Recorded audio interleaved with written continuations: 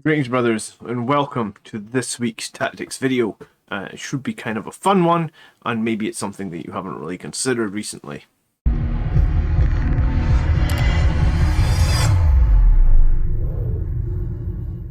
So thanks for being here, and I am John, the Blood Angels Commander, and today we're going to be talking about how can we regenerate command points as Blood Angels, because Space Marines haven't actually been given that many tools to regenerate command points. So in this video, we'll break them all down, and by the end of it, you'll know exactly what you want to take if you want to regenerate command points. Okay, so basically the way it seems to work at the moment for a Space Marine or a Blood Angels army is we start the game on 1 or 2 CP. We're going to spend one probably on Forlorn Fury. We may even want to do reserves. Some people try and do like adaptive strategy to get extra units into Assault Doctrine because we know how good Assault Doctrine is. I guess you could use the Blood Chalice for that as well. So suddenly we become very CP starved, and that's if you run a battalion. If you want to do Suppression Fire and Angel Sacrifice every turn, it literally leaves you no CP to do anything else. So that's why I thought today we dive into every way that possible that we could potentially improve our CP dilemma. So this is a full list, hopefully, of all the way you could boost CP for Blood Angels. So there's like 7 things, and we'll break each one down, and I'll give you my opinion on how valuable that is. So we may as well start with none other than Commander Dante, who is Lord Regent of Imperial Nihilus. So by making him your Warlord, that's going to give you 1 command point. He's also going to be able to do 1 epic deed per game for 0 command points. I want to say occasionally you can use the epic deed for free. There's ways that the enemy can kill Dante and potentially stop him ever using his epic deed. It's not that difficult for the enemies to do. So the real value of Dante, I guess, is 1 to 2 bonus CP per game. I feel like as the oldest living Marine in charge of basically half of the Imperium, I don't get why like Marneus Calgar gives 2 CP with basically the same rule. Maybe because he's Primaris. The rumor is we're getting Primaris Dante. The rumor keeps coming. Primaris Dante. It's all I hear on my newsfeed. Primaris Dante is coming. Hopefully he knows a little bit more strategy as Primaris and gives more than 1 CP. Anyway, Dante as he stands, he's going to give us 1. We're then going to talk about Master of the Codex.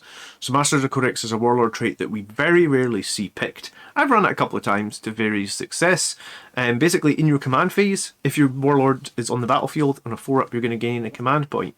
So basically, if your Warlord survives the entire game, and obviously it's going to cost you 1 CP to take this Warlord trait, it's essentially going to give you 1.5 bonus CP if he does survive the entire game. Now, I like to get my Warlord into the thick of it in turn 3, you know, because obviously that's when we get Assault Doctrine up, that's when Blood Angels become strong. But I suppose if you do guarantee that your Warlord survives till turn 4, most games, it's basically going to give you plus 1 CP. It's basically going to be the same as Dante's one, only it's going to be a little bit more swingy in that you're going to have to roll those 4-ups. But I mean, sometimes you could roll hot, sometimes you could roll weak. So similar to Dante, I guess the flexibility in Master of the Codex is you could take it as a second Warlord trait on a Chapter Master, which I think is reasonably decent, right? And it's worth noting that it's a Warlord trait that only the Chapter Master can take. So if you wanted to have like a Rights of War CP generating Captain / Chapter Master, then this is one way you could do that. I personally don't love Dante. You guys know that. We won't get into that. But Master of the Codex, I think, is an okay pick. Not great, okay. But I mean, similar as Dante, not great, okay. Let's talk about Psychic Interrogation. So Psychic Interrogation requires you to have a Psyker in your army, and it's a psychic action from the Psychic Interrogation secondary, and basically you pick an enemy character 24 inches away, you don't need line of sight, you do a psychic test. If for some reason your psychic test value is higher than the enemy's leadership, then you gain 1 command point. I think realistically, this is going to give you 1 CP per game. If the enemy have denies, then you're probably not going to want to pick Psychic Interrogation as a secondary. If you do just pick it and you don't have any plus to cast, then maybe you're going to get max 2 CP game. I think it's not a horrible idea. And if the enemy have no denies, it could certainly be valuable. But in real terms, I think it's a hard one to rely on. Likely it's going to give you 1 most games. Maybe if you're super lucky 2, but there's also just as much chance that you would get nothing. At this point in the video, I'd like to tell you about our Blood Angels Commander Discord. We now actually have over 1,100 Blood Angels fans in our Discord. We have chat rooms, we have people who hang out in there and make friends. We also have voice chat rooms, and sometimes people will stream games. I believe people are playing Darktide this week in there. We also have a monthly painting competition. If you never use Discord, it's super easy to use. You can click the link that's here. It'll also be in the video description. So come join us in our Discord. It doesn't cost anything. You'll meet like-minded Blood Angels players, and I sit and chat in the members room on there as well. So if you are a channel member, it's the best way to get in contact with me, and I do my best to obviously answer everyone's questions. So come join our Discord whenever you have a free minute. Trust me, you'll find how brilliant this community has been. If you aren't keeping up on current affairs, I actually broke my arm. I was a little bit down about that. I guess time of year, you know, Christmas is supposed to be family and stuff like that. And I was like, you know, I felt like my Christmas schedule of content was ruined, but like half an hour in the Discord or on the stream with you guys, and you totally all cheered me up. So what a great community we have. 1,100 Blood Angels fans now. So please join us whenever you get a chance to. All right, moving on. Here is a rare vehicle that we do not see very often, and it is the Damocles? I don't know. I think it's Damocles command vehicle, which is essentially a rhino. I don't know why it's called a command vehicle. It's basically a Damocles rhino. At the start of your command phase, if it's on the battlefield, on a 6-up, you're going to gain 1 command point. So it's a 100-point rhino. And if it's alive, it's going to give you a command point on a 5-up. It's 10 wounds, it's toughness 7, but it only has a capacity of 1 model. So, like, the thing that who could go in this rhino? I think there's 3 choices. It's Seth if you're Flesh Tearers, it's Tycho the Lost if you're Blood Angels, or it's a Chapter Champion if you're Blood Angels or a Successor. I think those are the 3 choices you really want to put in this rhino. Basically a character without a jump pack, right? This rhino does also grant an aura of Rites of War and Tactical Precision in a 6-inch bubble around the rhino, assuming that you have those auras elsewhere on the battlefield. So, realistically, I think the way you probably play this rhino is you advance it onto an objective and you hope it's near like a unit of Death Company or a close combat unit, and they can reroll some ones, maybe on hits, maybe on wounds. Not many people run a lieutenant in Blood Angels. I feel like our HQ is so crowded. Like, we often see chapter masters. We often see Sanguinary Priests, Ancients, Chaplains. We don't often see Lieutenants for Blood Angels. So realistically, it's going to grant you the aura of reroll 1s from Rites of War. If it survives the entire game, it's going to grant you a real turn bonus of like 1.65 CP. So I guess like it would have to survive 3 turns to sort of guarantee you're going to get 1 CP a game. 100 points to transport 1 model and get 1 CP feels expensive. Yeah, I don't think there's a great amount of play around the Command Rhino, but we do occasionally see people submit lists with Command Rhino, so some people run it. For me, it seems like a low value pick. Like I said, there's not that many good ways for Space Marines to regenerate CP compared to some of the other chapters that are out there. Alright, let's talk about Inquisition, because this is a way we could unlock some good CP potentially, right? Let me move my chair so you can see past me. Look at that high green screen technology. Very cool, right? Okay, Inquisition. So if you take Inquisitor, there's a few ways to get CP back. One is Mental Interrogation, which is basically similar to Psychic Interrogation, but it's only a 12-inch. But when you pass the Psychic test, charge of 6, you're then rolling 3d6, and over the enemy's leadership, you gain 1 command point. So once you actually successfully cast that, assuming that there's an enemy character within 12, because why else would you be casting it, it's going to be quite reliable in terms of CP generation. The problem is, to cast that, you're going to have to put your Inquisitor in harm's way, which I don't know if I love, because Inquisitors are like toughness 3, they only have like 4 wounds, they're not going to be that survivable. I don't even know if they have an invulnerable save. I guess different Inquisitors have different invulnerable saves. You could check them out on like Wapedia or whatever. What is cool is Historic Lore, and this is basically the same strength as the Command Rhino. While this Warlord is in the battlefield, roll 1d6 each time your opponent uses a stratagem. On a 5-up, you gain 1 command point. In some ways, this might be better, because if your opponent is using multiple stratagems per turn, then you're getting multiple chances to regenerate this. I would argue that most people play like 2 stratagems a turn, so I think even if we average it, let's say 1.5, then throughout the game they're going to play 7.5 stratagems. That's going to be better than being able to roll 5 times like the Rhino. So probably historic lore on its own is probably going to guarantee you like 2 CP per game, assuming that you can keep that Inquisitor kind of shielded and just, there's no range on that. He can hide wherever he wants. 65 points. Strategic Excoriation is basically if at any point you're going to kill an enemy character, if there is a way to get your Inquisitor within 3 inches of that enemy character when he dies, then you'll get D3 command points. It costs 1, so I guess like a third of the time you just refund that 1. A third of the time you get 1, a third of the time you get 2. On average, you're going to get 1 every time you use this, right? But here's the interesting part. That's also going to subtract 1 leadership from all enemy units until the end of the battle. You can only do this once, right? So, and bear in mind, for 1 CP, you can have the Inquisitor learn a Warlord trait, which would be Historic Lore. So he would know the Warlord trait Historic Lore. He could know Mental Interrogation, even if you're maybe not going to be adamant about casting it. You're just going to keep it and maybe use it if they get too close. Strategic Excoriation can also generate some. So, I mean, the real value here, or possibly the best way to generate CP for a Space Marine army at the moment, is through this 60-point Inquisitor. If he can survive the game, and with a little bit of luck, you're looking at 3 to 5 CP in most games. I would say like a minimum of 2 for 65 points. So if you compare that to the Rhino we just looked at, then that's obviously better. And I think when you think about it, there is other ways you can make this Inquisitor harder to kill as well, because by giving him a Warlord trait, you pay 1 CP for Arbiter of the Emperor's Will. It also actually gives him a relic, and there's like a relic you can take called like the Black Shroud, or maybe it's called the Dark Shroud. Anyway, it makes him -1 to wound, so it just makes him a bit harder to kill. You can also, if you wanted to, like, let's say, not go for Mental Interrogation, you know, let's say the enemy had no denies and you went Psychic Interrogation, your power that you could actually take would be Psychic Veil, which is like a power that makes it harder for the enemies to charge him and obviously harder for the enemies to shoot him. So there's ways to protect the Inquisitor, and he seems like possibly the best way. And I think a few people have been turned on to this sort of like generic Inquisitor in recent weeks.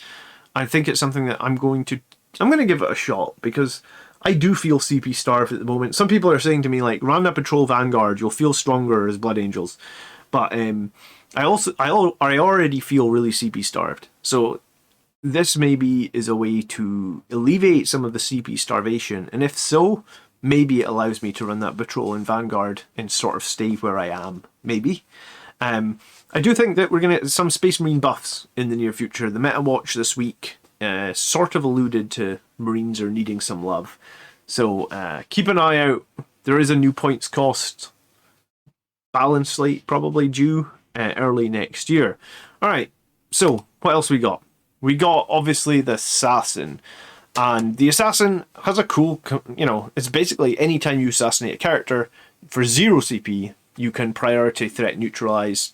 And basically, if you killed any character, you can gain 1 command point, and if you killed their Warlord, you can gain 2. You can obviously only use this stratagem once per enemy model defeated. Of course, why would you? It seems like they didn't need to write that on here, but they have. So it really comes down to how good are you assassinating characters. I think this is mostly probably achievable with like a Vindicator of the Calidus Assassin.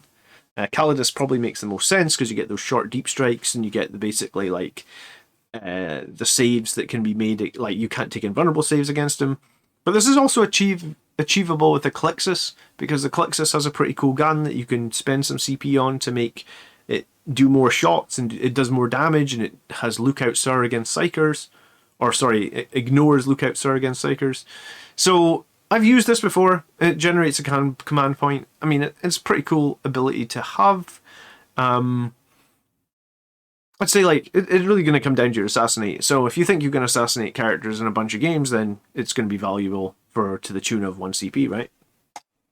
Mind Raid. And this is a power that, and this is sort of the last thing on my list already. And as I said, there isn't that many good CP options. But Mind Raid is not bad, because this is done by your Phobos Librarian. It is an obscuration power. And basically what it says is, it's a warp charge of 6. Select an enemy model within 18 inches. Again, it doesn't have to be visible. And basically you roll over the leadership on 3d6, which I think, you know, it's kind of exactly the same as mental interrogation, or very similar to mental interrogation, but with 6 more inches. You're probably going to be able to roll over the leadership with 3d6, and the average roll of 3d6, or the average roll of a d6 is 3.5, so the average roll of 3d6 is 10.5. So in most cases, you're probably going to be able to roll over their leadership. The Phobos Librarian can also have a good save and cover against shooting, and he can forward deploy. And I mean, you could give him ways to cast well with like psychic mastery. So I think realistically, if you keep him alive all game, he can probably net you like 3 CP from Mind Raid. But we barely ever see Phobos Librarians make it to the tabletop. It's really not something that we ever see. And is there just... I think characters and elites for Blood Angels are swarming with good options. And when you go for an option like this, it feels like an edge case. It feels like you're maybe grasping, which is why... If we go back to my first slide, that I think the one that stands out to me is like, if you're just looking for raw CP generation, then it feels like it's probably going to be best with Inquisitor. Roll a 5-up every time the opponent uses a stratagem, get some CP, potentially Psychic Interrogate or Mental Interrogate for some CP, and then if somehow they push your lines and you can move your Inquisitor in, then you can Strategic Excavation for more CP. And it's worth noting as well that there's a relic, I think it's called the Universal Anthenum, which basically can help make the Inquisitor's weapon auto-wound like infantry on 2s. So if you're fighting enemy that have a lot of infantry characters, then potentially you're definitely going to be able to use Strategic Excavation. And maybe... You know, there's an added bonus there where they're on lower leadership army-wide till the end of the game. Okay, so in conclusion, I don't know, maybe we're not quite as CP-starved for generation ways as I thought, but I mean, I think within our core picks, we maybe are a little bit. I feel like the Phobos Librarian is really good, but it's also hard to choose as Blood Angels because we kind of need a Chapter Master and Sanguinary Priest just to be competitive. I really hope in the next iteration of the Blood Angels book we don't have to wait for 3 turns to get to Assault Doctor, and that's the thing that like hamstrings us with the CP changes. I think before you didn't need the Priest because you could do Adaptive Strategy a few times, or just give us a 1 CP strat that lets us put units into Assault Doctrine without needing to spend 100 points and waste a HQ on a Priest, maybe. The Inquisitor for me seems like the best pick, and I will be making one. I did these slides last week before I broke my arm. I would like to be making one. I have one just behind me, the limited edition celebration one from this year. So I would like to be making one in the current month. We'll see. The Rhino seems expensive and so edge case, but maybe if you're a Flesh Tearers player who loves Seth, then knock yourself out. Why not? Master of the Codex, I think, is on par with Dante. I think the reason I think it's on par with Dante is because you can be flexible, right? Yes, Dante can sacrifice himself potentially, and if he dies, but you could put Master of the Codex on a character that's got Rights of War or Soul Warden, and I think both Rights of War and Soul Warden sort of put Dante's Warlord traits and abilities to shame.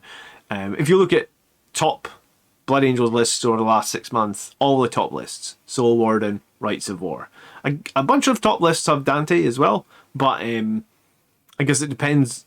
Our characters are super competitive. I already said that. Like you gotta fight hard. I'm actually looking at Lamartez now as like as an option as well. We also got the Sanguinary Ancient in there. It's very difficult to pick around characters, and Master of the Codex obviously lets you take 2 Warlord traits, which maybe acts a little bit of flexibility. It's a good question. Somebody said in Discord just yesterday that they bought Dante and would be really annoyed if Primaris Dante now comes out. But it seems like all we're hearing in the rumour mill is Primaris Dante now. I don't know. Do you guys believe that? Is it going to be time to stop buying Dante and wait for the Primaris one? Who knows? Who knows? But leave me any thoughts below. Are any of you considering these after listening to this video? And do you feel any of these have more value since the big CP overhaul in Nephilim. And like, or do you feel like we don't need CP? I know a lot of people feel like Blood Angels, we're just going to angel sacrifice and that's it. Or we're just gonna, but like, I think CP let us be versatile and let us react. And I think actually having some CP to spend is kind of fun. And obviously, like, when you're playing 40k, you want it to be fun, right? So if you don't have any CP to spend, maybe it's not quite as fun. Something to consider, I guess. So thank you so much for watching this week. I hope you feel like you got something out of this. I'm going to put a video up here. Green screen fail. I'm going to put a video at the other side of the screen, which if you haven't watched, you should definitely watch now. As I say, I am John. I am here every week doing Blood Angels content designed to help you get the most out of our chapter and be a better Blood Angels player. I would love it if you consider either liking this video if you got some value or subscribing to the channel if you would like to see more content. Until next time, my brothers, by the blood are we made strong. Peace.